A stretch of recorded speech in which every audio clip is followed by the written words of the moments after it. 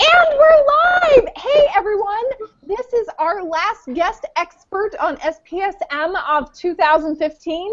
I'm at Doc Foreman. We're here for another hour. I'm so excited that you're joining us.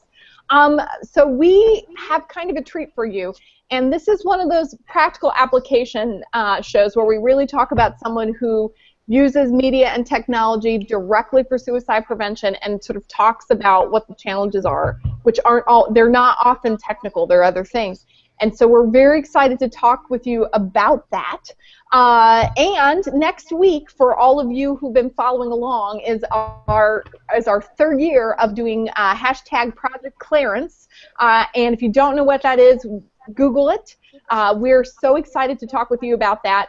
We are going to talk about vlogging and Snapchat next week, and so we're going to talk about doing Project Clarence sort of themes with that in mind. And I'm very excited. I have my Project Clarence Christmas ornament where we talked about merch last year on the Christmas tree. I'm totally stoked about that. So I'm going to go ahead and introduce our team to you and our topic. Let's start with our IT and production moderator, Mr. Tony Wood. Howdy, everybody. Tweet me at ADWWW if you have any questions for our guests. That's at ADWWW. He sounds like he's enjoying the microphone. I forgot to set up my new little one. The tiny one. It's this big. I'm so excited. Yeah, I know. You're gonna mean that. Just stop. And our favorite co-mod, Dr. Bart Andrews. Dr. Bart Andrews, say hello to everyone. Good evening, everybody. I am on Twitter at Bart Andrews at the Amazing Behavioral Health Response. I'm really excited to be on the show tonight because we have a fellow St. Louis agency who's done some amazing things with suicide prevention and social media. So it's really cool to have a representative of Life Crisis here. I'm so excited about the show. We got pretty stoked up in the pre-show talking about it, and I can't wait for Billy to tell us more. So good to be here, and it's going to be an exciting show. And everyone, I'm so excited to introduce our next guest. But before I introduce our next guest, we're going to have a moment where we talk about Pantone. Right, because you're talking to Doc Foreman, so we always talk about the Pantone color of the year. You know that we plan things around the Pantone color of the year, and tonight's guest is no exception. So some of you may know that Pantone released two colors of the year this year. They released sort of a dusty, sort of pinkish, peachy sort of corally number called Rose Quartz, and a very pretty pastel blue. Blue is the theme for tonight. Blue color called Serenity. With that in mind, we are a prescient show. We planned this months ago, and we didn't talk to Pantone. We just knew. Tonight we're going to be talking about a social media platform called Feeling Kind of Blue. And that's going to get you ready for 2016. Not only is this an actual social media platform that is supports peers in talking about their experience of mental illness, helping each other with an aim towards preventing suicide, run, or moderated and supported by a professional crisis intervention organization. I mean, not only do we have all of that, but we also have our fabulous guest, at Heart Billy is where you can find her on Twitter. It's Billy Hartgrove, to talk a little bit about how she sort of came on I think just in April of this year and sort of is moving the platform forward. And what is very special about Billy Hartgrove is that, in fact, she came to mental health from the business world. And so she has been implementing all sorts of things to make a platform like Feeling Kind of Blue more effective, and we're going to be asking her how she did it. So, Billy, I'm bringing you on. Say hi to everyone. Hello. Billy, tell everyone a little bit about yourself. Well, like she said, my name is Billy Hartgrove, and I work for Life Crisis Services with Provident in the St. Louis area, and I am the program lead for Feeling Kind of Blue. Tell everybody a little bit about how you made the horrendous choice to leave the business world and join us here in mental health. Well, I think that I will blame pregnancy brain and blame the fact that as when you're pregnant, you start thinking about the people around you and the world around you. And so for me, I knew that I wanted to do more work in services and in my community so I could make the world or my community better for my child. And so that is what basically led me from being a financial planner into wanting to seek out counseling. And then from there, as you're doing the counseling process and they want you to pick a theory and they want you to go along with what you want to do, I found that crisis intervention was something that I was drawn to, being able to think quickly and just to be able to get someone from a dark place to a lighter place in a matter of minutes or even seconds just by validating their feelings. And so that's where I wanted to be here, and that's what brought me here. You decided to jump in with both feet. So this was only a few years ago, and you've gone from the business world to suddenly doing a really innovative platform sort of at the crossroad of technology and suicide prevention. So tell us a little bit about what Feeling Kinda Blue is and how it got started. Well, Feeling Kinda Blue is a social networking site. It's for people who are battling depression or some other type of mental illness. It is where the mission of the site basically is to reduce the social isolation that people sometimes feel when they are suffering from depression or they have anxiety, something along that line that doesn't allow them to connect to the outside world through, being present with them, but instead of being, in the social media aspect of it. It is intended for it to be a support group system. The members are supporting each other.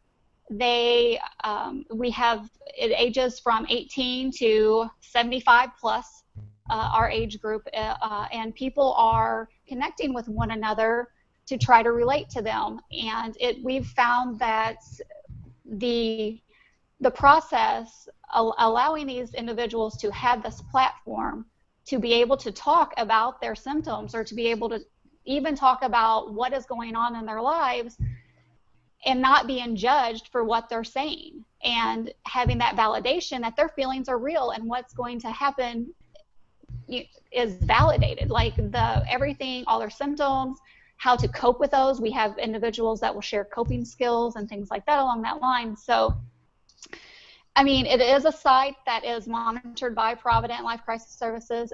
We monitor the site 24/7. So all by trained professionals. We try to ensure that we are doing the best that we can to make sure that everybody is heard and validated and supported.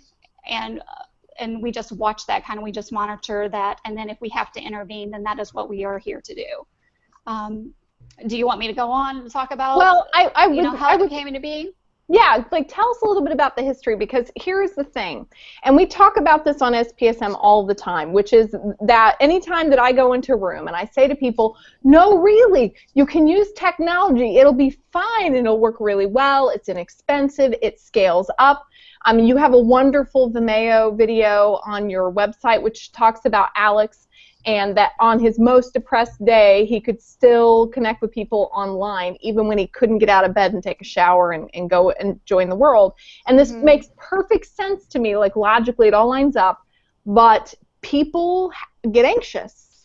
And so these projects, in fact, that Feeling Kinda Blue exists. Several people had to be very brave for that to happen. So, yes.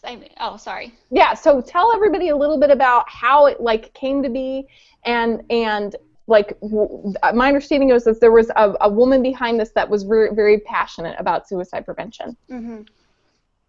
Well, like you mentioned in the video that you can watch, Alex Pertman, he was her son, Sally Barker's son, and what happened was this young man, he had the typical high school life. He went to college. He was accepted at the Amherst College. During his sophomore year, he started, having depressive symptoms, and it was causing him not to be able to do his homework or not to be able to get things done and stuff like that. And so later on, he was in fact diagnosed with major depressive disorder. And he unfortunately couldn't finish school. He did have the social system, his family, he had psychiatrists, he had, all the medical attention that you could possibly get, but his depressive symptoms kept getting worse and worse. And what was happening is that when during these times when he could barely get out of bed, he would use like Facebook and other social media sites to try to connect to people. However, when you're looking at some of those other social media sites, and I think we're all very aware that when you're someone who is depressed or someone that has the anxiety, and you're looking through, so say we'll just use Facebook for instance, or other things like that, and people are posting their happy lives and they're enjoying things and they're getting married or they're having children, and when you're someone who isn't capable or able to have those positive feelings, then sometimes it can even turn more inward, and then you become more isolated. You become more, your feelings of, hopelessness or helplessness become, increased. And so what happened was, unfortunately, he completed suicide on February 3rd of 2007. He was 24 years old. And this was after years of getting the medical attention, prescription medications, seeing the doctors, going through, all sorts of treatments. And in point, he did have one of the best support systems that, anybody with a mental illness can even, ask for. And so his mother, Sally Barker, she is from the St. Louis area. She decided to make a point that's like, how can I turn what happened to my son into a positive reflection? So about a month after his death, she started thinking about a social networking, only because every time she would go to his room, he of course would be on the internet. So from there, she decided that she is going to use her son's story to create positive change within the community, and that's what she did. She got together with some of his friends. They talked about, what it would look like, and then for years she went to different agencies, tried to get funding, because of course to run a site like that, it's going to cost money. There was some ups and downs, and I believe that finally she was able to come across the funding resources to be able to fund it, but all along the way, we reached out, and Provident of Life Crisis Services obtained the basically, I guess, the rights to Feeling Kind of Blue to monitor it based on these guidelines. So, it's a great aspect, and granted, it is. A lot of people do have this hesitation about using social media. And we talk about that here all the time, because people feel like they freak out a little bit. And you don't need to say that, and you shouldn't say that. I will say that when you try to pitch a project like Feeling Kind of Blue, and anytime I just even hypothetically pitch those things, because I've been in that room a lot, it's really hard to get that done. That you even have done this is amazing. That this mother did it is amazing. And so, anyway, go ahead. Tell the rest of the story. No, and so basically that's where we are. We decided to go about it, because we know that social media is where it's at. If we can connect to people are using social media and texting and things like that to connect to people who they not necessarily would ever even have the ability to connect to because of these various reasons. Because of a mental illness, or just because simply they are lonely and they are looking to reach out to individuals that are having the same experiences. Absolutely. We do have a question in there, and Chris Maxwell is trying to help you answer that. And the question is, do you only accept local posters on this, or is it national, or is it international? We are only national. We do not accept anything outside of the U.S., only because if we have to intervene, we need to be within the United States so we can contact emergency services within the U.S. We have about 4,500 members currently, and I actually can give you a little bit of stats about that, but within that 4,500 members, we have, there's only around 650 that are from the St. Louis area. So you're looking at around 3,800 members that are outside of the St. Louis area. So that's a lot of members. So we, California, New York, Virginia, wherever in the U.S. And what happens is when someone wants to become a member of Feeling Kind of Blue, they have to fill out various things like their first and last name. Again, they can still use an alias, but we do require a first and last name. They have to be over the age of 18, so they do have to give their birth date and have to confirm that they are over the age of 18. Along with that, we ask for a residential address and a phone number. Mm-hmm. Now here is a little bit of, so in that process, we would probably have a lot more members if we accepted everybody. But due to the short little demographics that we're asking, if you don't answer those questions and we can't validate that your address is in fact a residential address and your phone number isn't a working phone number, then we will send a message letting you know that we need these things before you can become a member. So in a way, that's how we are able to now, not necessarily restrict our members, but sorry. Now, I just have to make a point of this, and then okay. We've got a couple more questions. So, let's talk about different than Facebook or different than, like, say, Reddit, where you have like our Suicide Watch or something like that, where it could be very anonymous. Like, this is really meant to be sort of an extra level of safety, and you're making sure to confirm that you have an actual residence and an actual phone number because you understand that you are running a social media platform for people who have some risk. And you are behaving really responsibly around that. But that sounds very labor intensive. That means you have to vet each of those 4,500 accounts. Wow. Yes. Okay. Just checking in about the logistics of that, because that's important to note that you do that, because that's an added level of service. Some people, some of the questions you have is from a person who's a student in the mental health sciences, says, who uses Feeling Kind of Blue? Wondering what the characteristics are of people who are choosing to engage with this service. Well, what is great, I actually didn't mention this to you guys earlier, but what is great is that when we had this when the website started, and then we took over, we were fortunate enough to obtain a Google grant.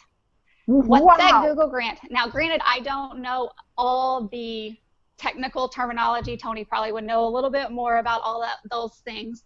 But what happened was that for a period of time, we do have a Google grant. And what that means is based on anyone who goes to Google and they search specific words because they are feeling something that they just don't understand, or they already know that they have a diagnosis and they're going to Google depression. Just say they Google depression. Mm-hmm. Thankfully, because of that Google grant, one of the top things that you will see is our depression quiz mm-hmm. and the link to Feeling Kind of Blue. So that enables us to have a lot of clicks. Actually, the daily click on our Google grant, necessarily people that are actually clicking on Feeling Kind of Blue, averages out to be about 877 people daily. Wow. Okay. Now granted, every single one of those people are not going to join, but they may take our depression quiz just to see where they're at. And I will tell you. No, you can do. Oh, sorry.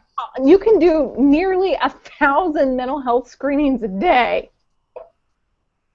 Yes. Oh my God. Okay, keep going. Keep going. I'm okay. sorry. It's really important. The logistics of this matter, I think. Anyway, keep going.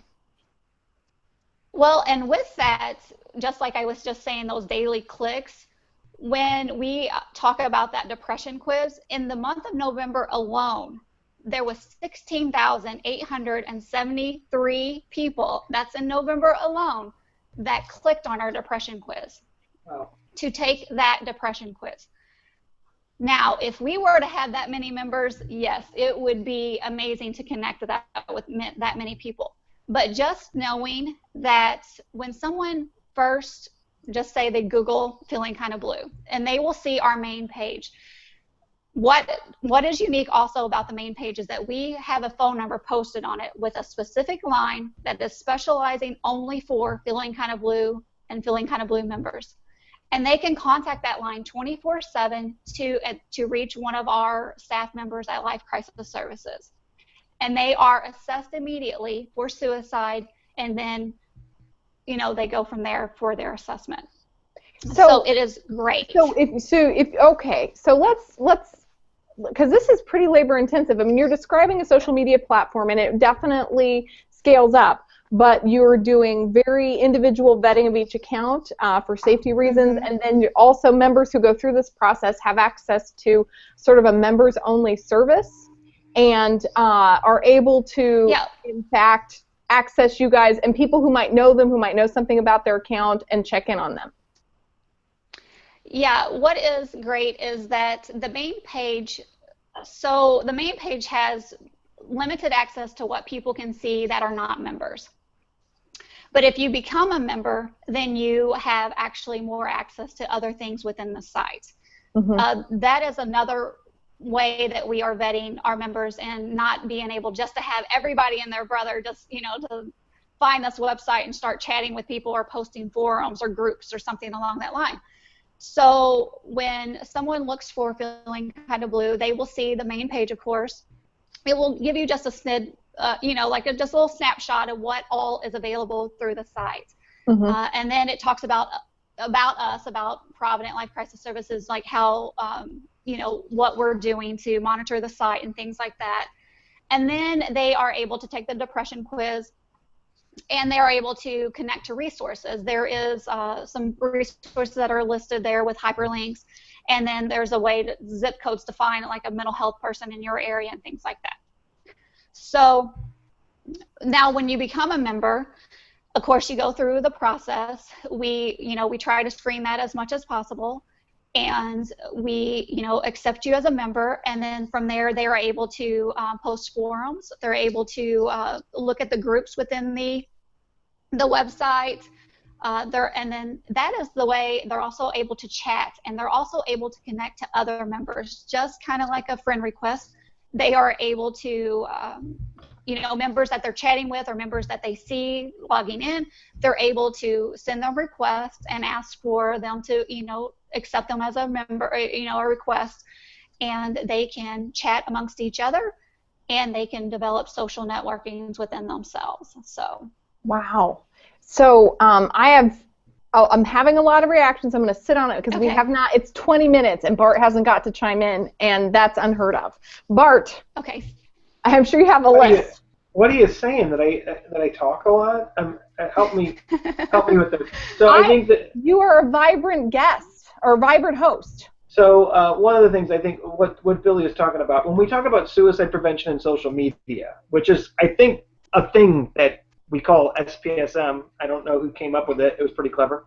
But this really is using social media for suicide prevention, and it ties in peer support. So it just hits all, I think, the most important elements of what we talk about week in and week out, combining technology, social media, peers, and people looking out for each other and improving belongingness, connectedness, and I think that's really cool. One of the things Billy's been very kind, and Provident Life Crisis has done an amazing job with this program. BHR actually was the original vendor for this service. We actually submitted the first RFP that was accepted, and we had it for a few years. And it was a really exciting project. I think one of the things, and when Billy was talking about the validation techniques that they worked in, making sure that the address and the phone number are active, live things, those are really important tools. Because when we were running the site, we didn't have that. And there were some things there were some scary things that happened. And one of the things, when those things happened, it created quite a bit of buzz, and we were trying to really make sure that the site was safe, as safe as possible, and that led to some really important conversations with Sally and her team. And I think at that point, we just didn't really have the confidence in the validation of making sure that the site could be safe. And that was what was really cool is Sally's persistence really paid off. And she reworked the project and went with Provident, who has just taken the ball and run with it. And I think that you hit on some key things. And I'm very open about this. When this project went away from BHR was 2013, and I knew nothing about social media. I knew a little bit about websites. You had not become the king of social media. I prefer queen of social media. Can we? I thought we talked about this pre-show, April, queen. But I think for a lot of mental health professionals, so here's what's really interesting. You guys have heard me complain about I don't think mental health professionals adopt things quickly enough. that were very conservative and cautious, right? And that was so. Guess who I'm talking about? Me, right? I mean, I was definitely so. Those were. Oh, sure. Give April the yeah, great. So those are things. So when I talk about those things, I'm not just speaking about us in general. I'm speaking about me. And we really were having a hard time kind of figuring out how to make it safe and use the technology. And to see what Life Crisis and Provident have done with this is really impressive. And I just can't say enough how cool this is. I mean, this is everything we talk about every week. It's beautiful. Yeah, absolutely. And you know, when we have, I mean, all sorts of social media platforms that are talking about suicide, mental health, and risk. Reddit does it. You know, people are talking about this in ways I wouldn't be always so happy about it. 4chan, you know, the regular media, I mean, it's happening all sorts of places. It's good to see, because social media is very plastic. You can create lots of different kinds of communities. This is very specialized. This is a community for you if you are a young person and you have lived experience of mental illness, especially very severe, painful mental illness, that this is a place where you could be vetted and supported, and so could the other people. So you knew that this was a place that was sort of geared for you to be supportive and to be supported. Which is very different, where if you show up on Reddit, there could be trolling and all sorts of other things that could happen to you, and this is a little bit different. Totally get it. We do have one question. Oh, it moved. Okay, from Sanford James. Big shout out to Sanford James, who's back. We have Beta. We have Ken Gordon, who says hi. We have Twirl and Swirl, who's here. Carl, Noreen, and of course it's the first night of Hanukkah. And I'll duck away and I'll show you our menorah. We've been having our multicultural, inappropriate Hanukkah celebrations in the Foreman House like we do every year. So for those of our friends who are celebrating, happy Hanukkah. But Sanford James, who's come back, says, how does somebody find Feeling Kind of Blue? How does he find the depression quiz? And he wants to know how your depression quiz scores could be used. Could you share this with a therapist, for example? So the big sort of sum up is, how do I find it, and what do I do with these scores once I get them?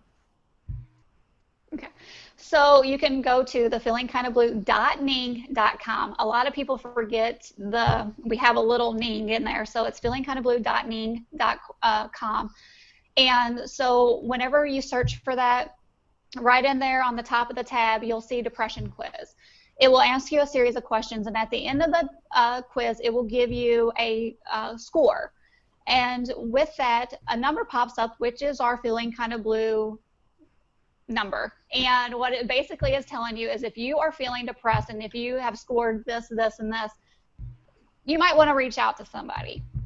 And we are here 24/7, and and it's just up to those. Granted, that depression quiz is offered to everybody. It's not just offered to members only. So it is up to them whether or not they do want to call, but we are here, like I said, 24/7. There is somebody available to talk to them.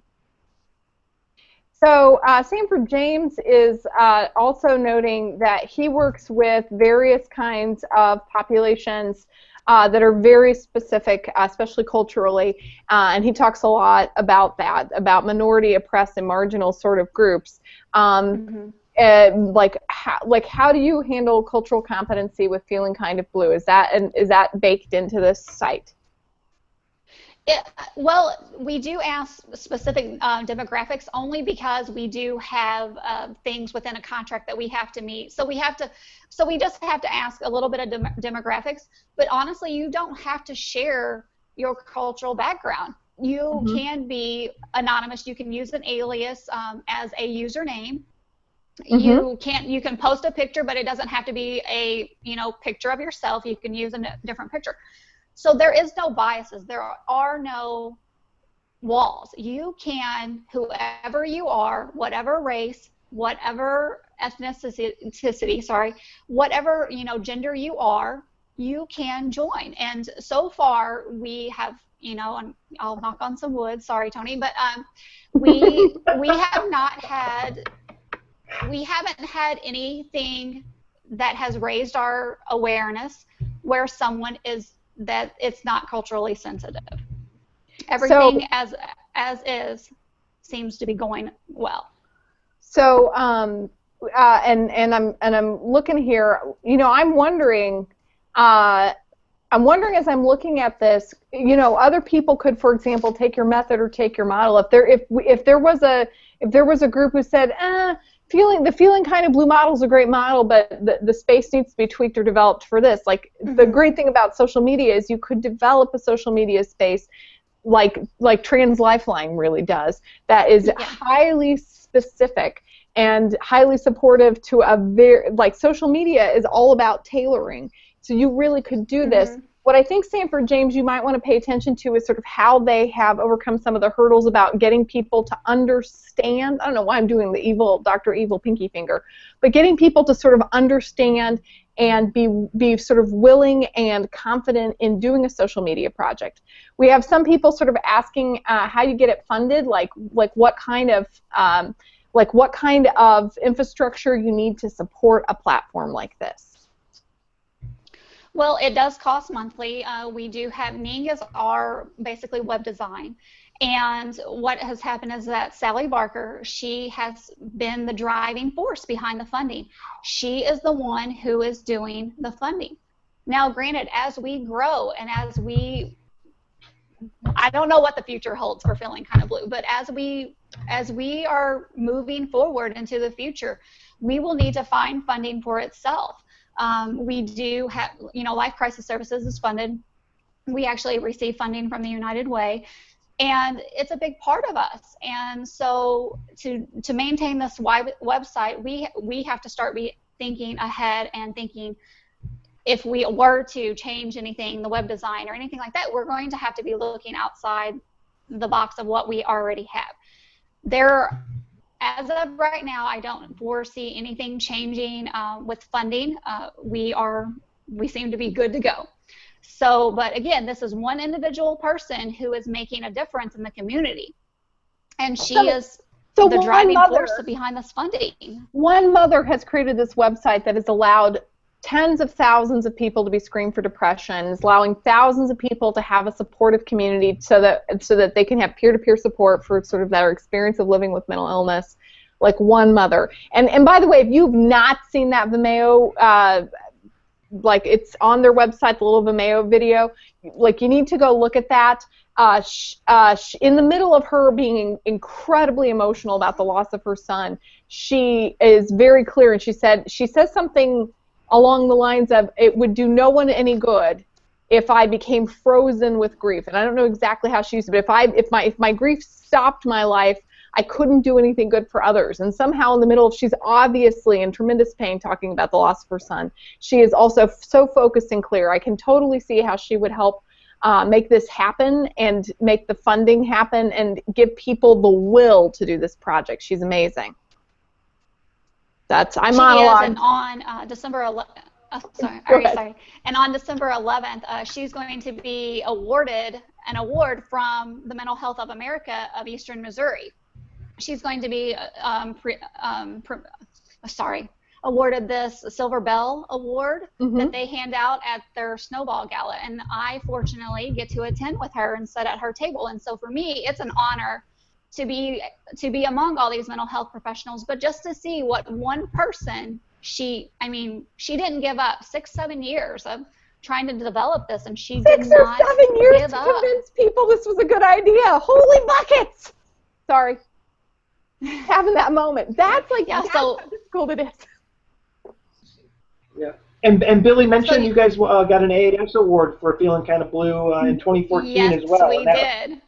Yes, we did.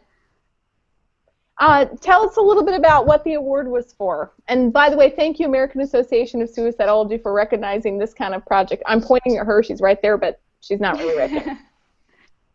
Bart, can you tell a little bit about what this is, or Billy? Sorry.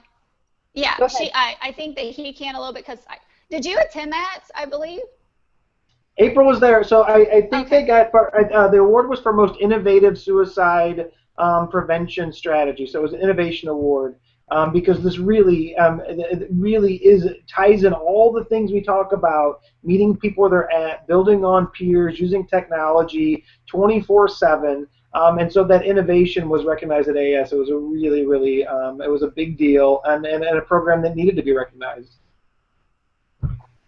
And going back to the fact that she started thinking about this in 2007, and as all of us may be aware that Facebook really didn't start happening until around 2007, 2008. So, I mean, it was there, but the millions of members and things like that. So for someone to have this idea, we'll say, 8 years ago, that just shows and proves how far we have come in this social media world. So wait, go ahead, Bart. Well, one of the things, Billy, is anybody, because I think it'd be great to connect Feeling Kind of Blue with the natural language processing folks, right? Because here's a great environment to get a sense of what kind of dialogue is supportive and how people are responding. And so, Billy, what kind of evaluation do you guys have going on? Do you have researchers looking at the data and taking a look at how these things are flowing, how people are connecting? And I think a couple of people have asked this question. I'm going to ask two questions. Second question is, what does the content look like? What are folks talking about? What are they posting about? How do people respond to each other? There's been a few questions about that. So one, what kind of evaluation do you have going on? Two, what to walk us through the best you can in this format, what the content looks like, what people would see if they were on the site. Okay. Well, so basically we just collect data. That's how we know how we're growing, how we're moving forward. And so that's basically how we know what we're doing is a good thing and what's happening with the site. We have reports that we generated. We also do, we work within a system that we do all of our call reports. So any interventions that we have with any of these members or any time that they call in, all that data is collected.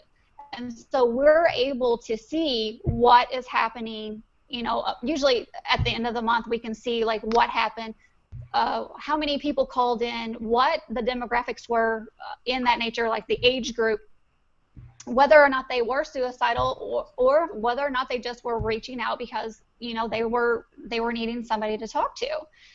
And so as we're sitting here, I'm actually monitoring Feeling Kind of Blue a little bit and looking at it, and as we've been sitting here, there have been several requests for membership. So granted, that's a great thing. But with that, sorry. How long does it take once somebody registers to be a member? How long does it take to do the approval process? Oh, well, not very long. Usually, we can have them approved within 15 minutes to 30 minutes, just depending on when they actually requested the thing, and whether or not we have to validate those certain things.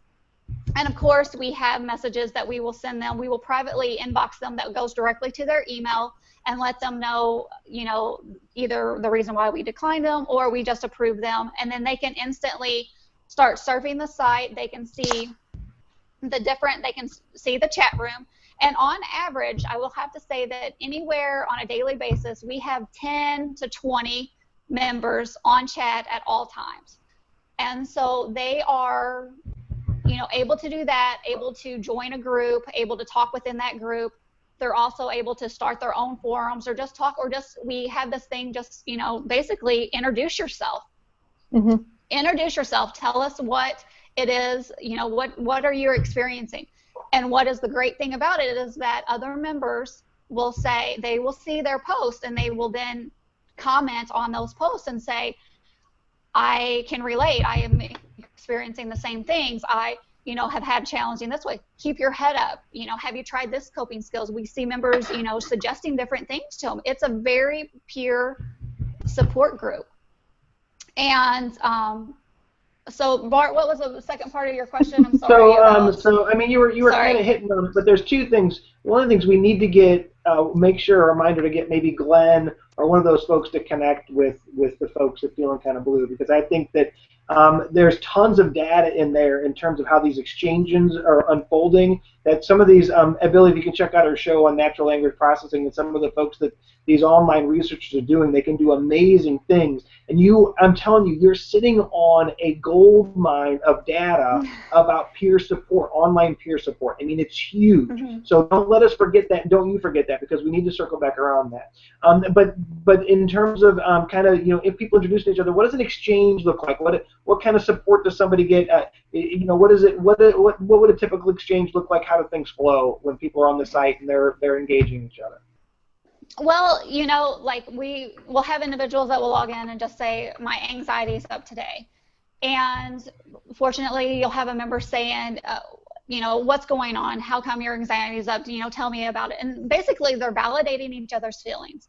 And then they are offering support. Did you call so-and-so?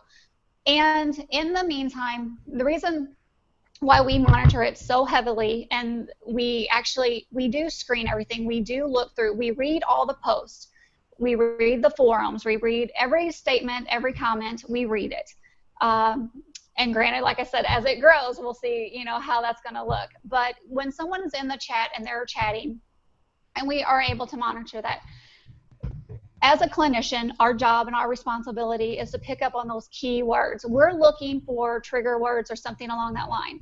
But at the same aspect, even if somebody is just having such a bad day or just having those depressive signs and symptoms, and they're chatting about that, we will basically send we call it a very generic intervention message, and we will let them know, hey, we are here. Please call us at our number, and we will give them the number. And I'll give the number out. It's 866-728-7983. And we will let them know that they can call us. Do the number one more time. Sorry. It's 866-728-7983.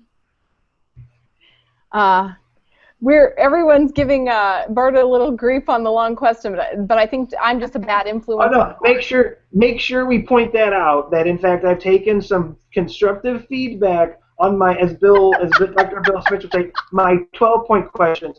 Billy, I've got 8 questions for you. I'm going to read them in order and then repeat them in random order, and I'd like to do the best job you can to answer the following. Yeah. Okay. Point taken. The thing is, I'm so bad, I do that all the time. No one ever brings it up. We are getting to the last sort of 10, 15 minutes of conversation before we do wrap up. And one of the things that we wanted to talk about are future worries or future concerns or future ideas. And one of the things we talked about in the warm-up with you was that what happens when you have 9,000 members or 90,000 members, because you're doing a lot of hands-on moderation and support, you're doing hands-on vetting of each account, like that has a labor cost, and it is a NING community, there's a technology cost. How do you get the resources to grow?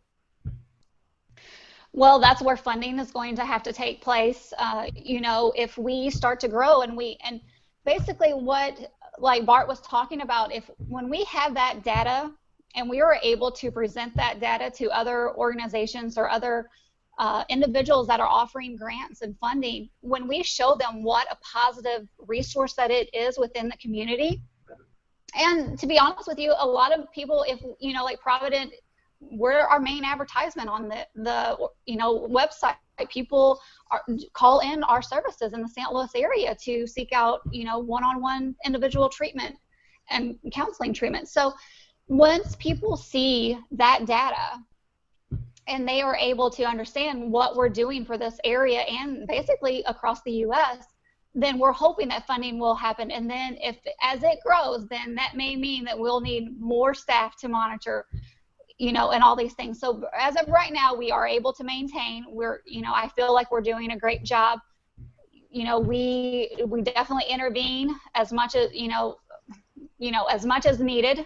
But again, we allow the social support. Just knowing that we're there, just knowing that the hotline is there, the number that they can call. Now, granted, they can also call the National Suicide Hotline and things like that, but this line is specific to them, and so when they call it, they know. Like the person answering the phone they know that they went to the website and either A, they're a member, or B, they're having these symptoms and they already kind of have that inclination of how to proceed. So, but with that, we are looking at possibly developing a mobile app. It is mobile sensitive right now. Like if you were to look at it on your phone, they do have it where you can, have that basic mobile guiding system, but in the future we would like to see an app. We would like to be able, because that is what this generation is used to, we would love to be able to have an app so people can log in. They do log in already from their phones, but just having that more, mobile-friendly availability. And granted, there are downsides. We do vet the system. Do people get through that could be considered a troll? Yes, it does happen. But what is so great is how quickly we monitor the system and how quickly we can, as administrators, suspend them immediately. We send them private messages letting them know that their conduct is unbecoming. And so from there, we can either choose, depending on what they said or did or what happened, we can choose to, ban them, or we can choose just to suspend them for a period of time just to let them know what's going that on. You cannot abuse it. We're trying to eliminate any type of abuse or anything like that. And what is so great too about our members that are, I would say, our frequent members who log in every single day, they love the site because they enjoy coming there and feeling like they are a part of somebody's family or friends or world. And so what happens is that they will even call in and say, hey, did you read this post from so-and-so? And immediately we will read. We have our own members basically looking at the system themselves, like, they're concerned about other individuals, and they will even tell people through the chat, hey, you're having a bad day, why don't you call Feeling Kind of Blue and talk to somebody? And that's what they will do. So I feel like it's a wonderful website, and we'll just see what happens. And you come on just in April, and I know that you're very excited about where everything is, and then sort of like, if we want to do what everything's capable of, what do we have to do? I think it's very cool that that you have this sort of mother who's a visionary right as Facebook's just starting to take off. She doesn't know it's, Zuckerberg's going to be who he is, and she just sort of says, she sort of puts the pieces together. My son could be on his computer. If I'm using Logic and if I care about this, it's worth paying attention to that. And I think, and then she persists, which is amazing. As we're sort of getting to that, when you're thinking about the future of this, what challenges or what things do you think you would have to address to grow it into this mobile app or to make it a bigger community? Because you're going to need staff to give it. I mean, you're going to need more people than just sort of setting up a Reddit and seeing what happens. Yeah, and basically that's where it's going to come down to, is funding and being able to have the support system. If we were to ever, there are several, high-tech web developers out there that we could even upgrade our web design and upgrade these things that will also help, vet and track and do all these things for us as it grows. Like we've already looked into a couple of other, different web developers and things like that, see what they can offer us. We always want to make sure that security is our #1 priority. We want to make sure that that whoever that we go with, web development wise, that they have all the bells and whistles up when it comes to security, so no one can hack these. Because if these people's addresses and names are out there and phone numbers, and so we don't want that. And so that is our main focus too when we move forward, is making it secure, as secure as possible. And I really, really like you're sort of saying, like, there are a lot of places in the social media sphere where people can go. This would be a place where things are secure. There is support of clinicians and people who are expert in preventing suicide, an expert at supporting peers and supporting each other. There is a lot of commentary, and in the last maybe 5 minutes before we go to final thoughts, I wonder if we would address this. First of all, I want to say to my SPSM community how unbelievably proud I am of you for it seeming so obvious to you that we had so much conversation in the Twitter feed about this, because let me tell you, not everyone is socialized like you are, but as they're talking about this, they're saying you have a great deal of data that is generated by peers, that is narrative linguistic data that can be analyzed by fancy data scientists who could potentially understand mental illness better, could understand recovery better, could understand suicide risk better. And you're sitting on a gold mine. And I've been trying to count, and I lost count because I couldn't monitor the feed well enough. to notice how many people are talking about that. Then we have somebody who is just a great member of our community. She's a great member of Carl Dunn's community at BPD Chat, and she's talking about how peers are trying to offer their data and not having professionals realize that peer communities and social media are gold mines of data. Is there any sort of plan? This is the question. Mm-hmm. Here it is. Okay. Is there any sort of plan by Feeling Kind of Blue to figure out how to take advantage of the data, or what the data could be useful for?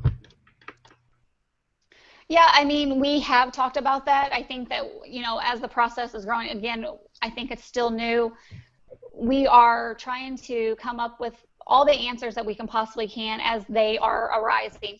Looking into the future, yes, we want to know that information, because what we do see is that when this peer-on-peer support group that they're doing amongst each other, they'll tell each other what their diagnoses are. They'll tell you what medications didn't work. You know, they're talking among themselves, letting people know that this is where they were, this is where I am now, this is what helped, and this isn't what helped me, but it doesn't mean that it's not going to help you.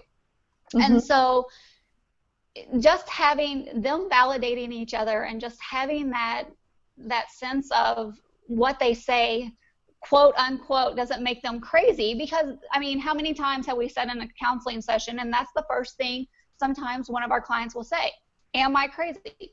No, your feelings are genuine. Your feelings and how you feel are you know, is exactly what, you know, I can't express you it. You feel how you feel, and it just is, and you have a good reason for it. Like, nobody just feels things on accident. You feel how you feel, and it makes perfect sense how you got there.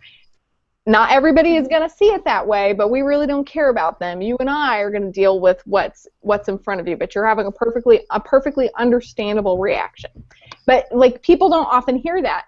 And sometimes if you have a mental illness and you have emotional reactions to your environment that someone without that illness would not understand, it is really painful to be misunderstood over and over and over and over again. So when you show up to a very validating community where they're like, yeah, depression's a bitch, that's exactly how it works. I get that too, and it so sucks when people don't get it. Like, you're like, oh, thank God. Sanford James is even talking about, that he's looking at very high-risk populations, like, that are not likely to walk into a therapist's office, very unlikely to walk into a therapist's office. And if they are, they're very unlikely to look like the therapist that they're going to get, or to be from a culture that their therapist is from. And so how might a resource like this be good for them to connect with people who are supportive, which I think is great. It would be wonderful to analyze data about validating communication to see if it helps people. Bart, do you have any reaction to this? Well, I think one of the things, there's a couple of things. As Billy has talked about, sustainability is going to be an ongoing issue. And one of the things that this site is perfect for is a chance for peer volunteers to have a larger role in maintaining and monitoring the network, right? I think that one of the things, that having that professional support from Life Crisis is amazing, and being 24/7 available, but then formalizing the peer role would be one possible step. I think that would be so cool. I think the other thing, one of the things that Lily's been talking about that's just so impressive is that we talk a lot about prejudice and discrimination, what it's like for persons who are fighting mental illness, fighting depression, and how difficult it is to get good, accurate information about what treatments work for what doesn't. You talk to your doctor says, well, this works, right? Well, your doctor doesn't sit down, and you don't get to talk to all the other doctor's patients to say, well, that didn't work for me so well, and he had to do this, and she had to do that, right? So being able to talk to other folks who are receiving services in this very open way, to just say, hey, this is what I had, to know that, hey, you know what? So we know that a huge chunk of folks don't respond to the first antidepressant they're given, right? And for other folks to be able to say that, yeah, that happened to me. Don't give up, because if you try another one, then it helped me, but sometimes it took a third medication. To hear that from other folks that have been through that is so powerful. That's why I love the Feeling Kind of Blue concept and the model. That these are the conversations that we need people having with one another, right? And they're happening here on this site. It's so cool. Oh. Billy, what are your reactions to all this? We're getting into final thoughts. I don't know if you've had a chance to look at the Twitter feed at all. No, I've been actually monitoring Feeling Kind of Blue. Blue. I feel like it's my baby, so I have to, I have to keep tabs on it. Absolutely. What's happening on? Can we know what's happening on Feeling Kind of Blue? Well, just like I said, the amount of members waiting to be approved has grown. I think that people are checking it out. I think I will be interested in seeing, based on, we get data collected from the Google Ad Grant, and I'll be interested in just seeing how many people next month, after the report comes in for December, just how many people clicked on it daily and at this moment. I think that will be very interesting. But of course, we're trying to make our members remain anonymous as much as they want to be anonymous on the website or anything like that. But, Bart is right. It's when these individuals are talking to each other and they're just basically reaching out to one another, and they share moments. They share, family members having babies and going to weddings and things like that. They share positive moments as well. It's not always negative. And I want people to realize that as well, as, they'll share about their garden and what's growing in their garden, and, just the beautiful scenery that they're looking at right then, or something like, or what got them through the day. And we have a little tab called My Happy Place, where people can go in and say, what is your happy place? What does your happy place look like to you? And a lot of people will post, just listening to music or being somewhere sitting and drinking coffee and looking out to the ocean and things like that. So we want to also make sure that when people come here, yes, they're possibly reaching out because they are having these, symptoms, depressive symptoms, but at the same time, the positive reinforcement that they're getting from the other members is overwhelming. Oh my gosh, that's amazing. I think it's really easy to think of somebody having a mental illness and just being intensely like an intense state of despair constantly.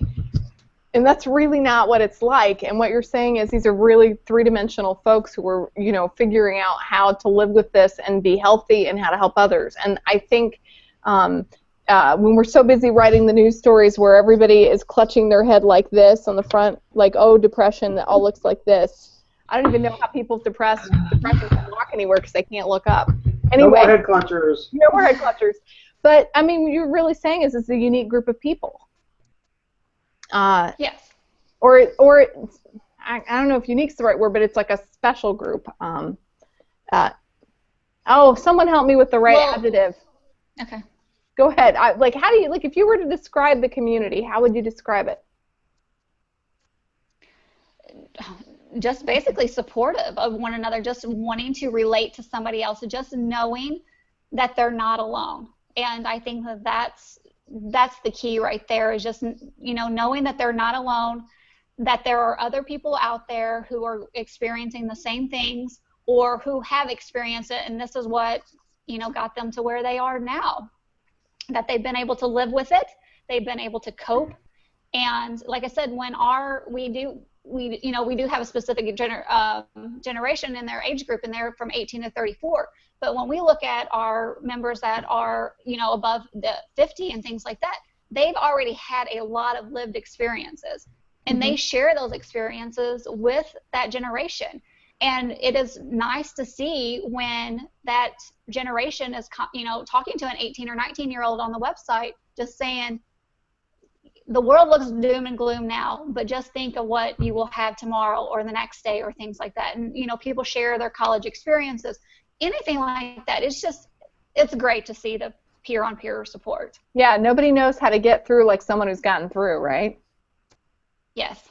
We are down to final thoughts for the evening. Dr. Bart Andrews, who do you think should go first? You. No, me. Are you ready? No, I'm gonna go. So I'm excited because we just actually we got Christy Hollingshead's attention on the evaluation issue, which I think is huge. And so this is one of the things I'll make sure that I follow up with Billy offline as well, because there's so much we can do here.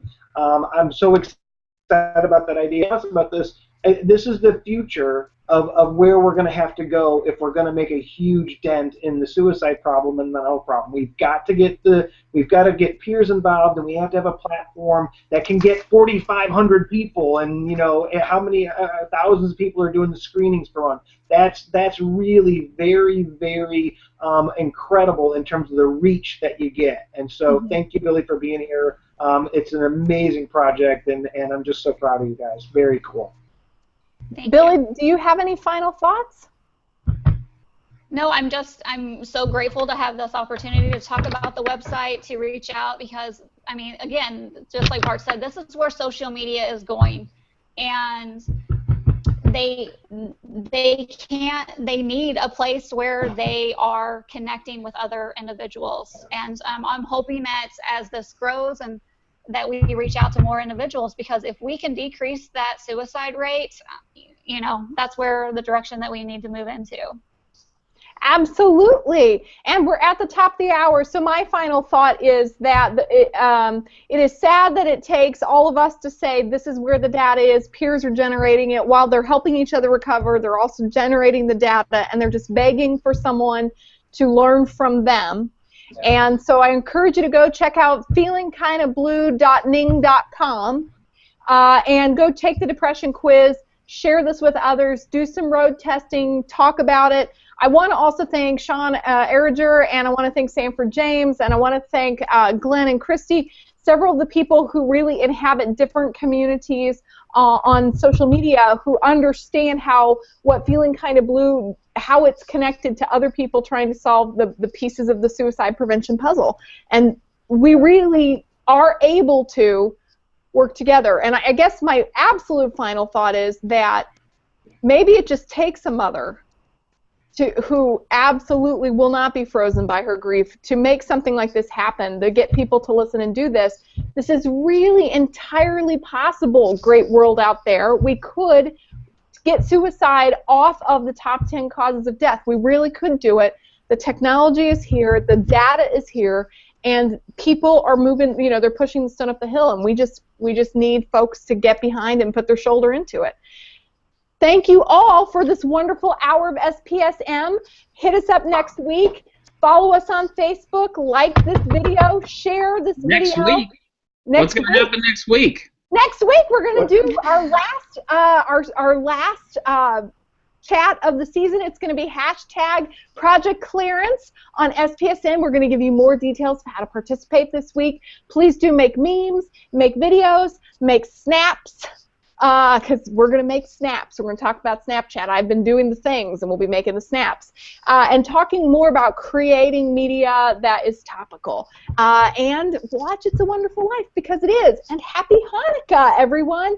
Thank you so much for checking in. Everybody say goodbye. Or not. Bye. Bye, everybody. Good night.